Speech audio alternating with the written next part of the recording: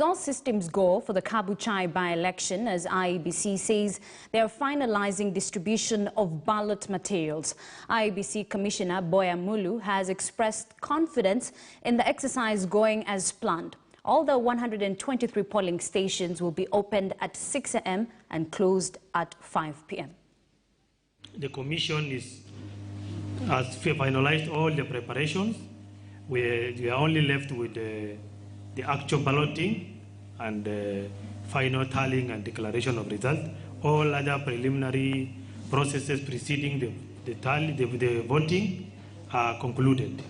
So we are releasing our returning officers, our presiding officers and deputy presiding officers to go and spend the night in their various polling stations in preparation for opening tomorrow morning. This election is conducted under COVID protocol, jointly prepared by the Commission and the Ministry of Health. The protocol is quite elaborate. Even the polling station as well as the tallying center is within the protocol.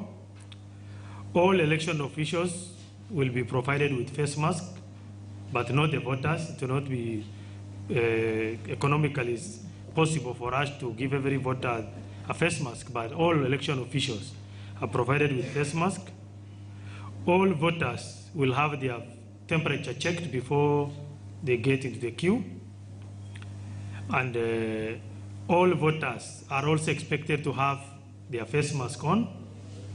No branded or any face mask that portrays or resembles anything that can be identified with any political player is allowed. Every voter must come with only plain colored face mask. There will be sanitizers at the polling station. There is social distancing, there is hand washing. All those are adhered to. We have an officer which we have now appointed in the name of COVID clerk, who has a thermogun. He will check the temperatures of everybody, including yourselves, when you go there. Given the fact that our children are in schools, especially in boarding schools, we cannot use a public or any boarding school for the purpose of tallying, because we will have. Let's now join Jeff Kirui, who is in Kabuchai covering those by-elections that are set to start tomorrow. Of course, Jeff, talk to us about the preparations that are in final gear right now.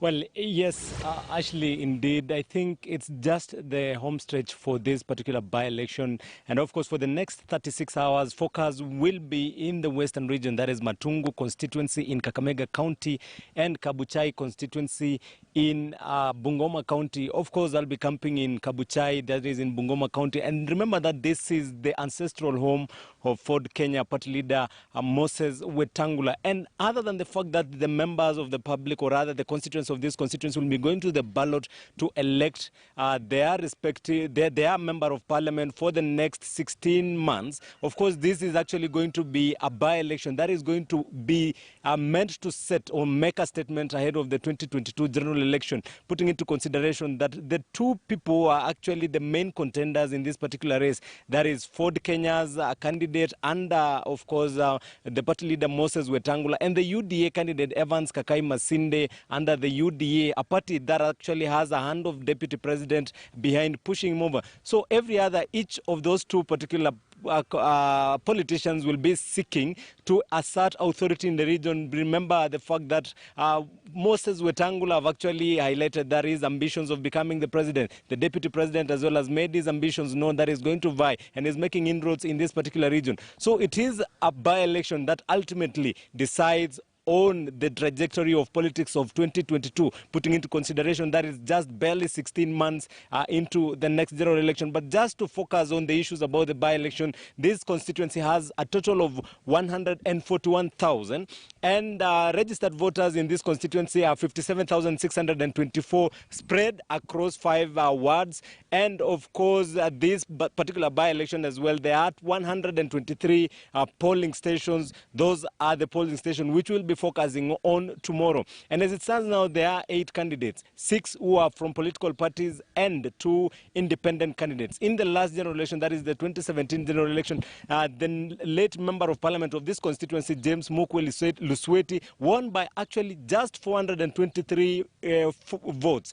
And of course, the next, the contender, his competitor, the main competitor in that particular general election, has actually thrown his weight behind the Ford Kenya candidate. So we will be waiting to see the dynamics in this particular constituency. But as it stands now, according to the Independent Electoral and Boundaries Commission, all the voting, or rather the polling stations, will be opened by 6 in the morning, and they're expected to be closed by 5 in the evening as per the electoral laws. And of course, in the event that the opening of a polling station is delayed, they will be compensated at the end, or rather beyond 5 p.m. Any person who will be on the queue past 5 p.m. will actually be allowed to vote. But one very important issue that was raised by the IEBC commissioners is that if you will not be having a mask, no voting, you'll not be allowed to come here, even though that it's your political right to cast your vote. But of course, there is the issue about COVID-19, and they are trying to make sure that they are operating within the COVID-19 protocols laid down by the Ministry of Health.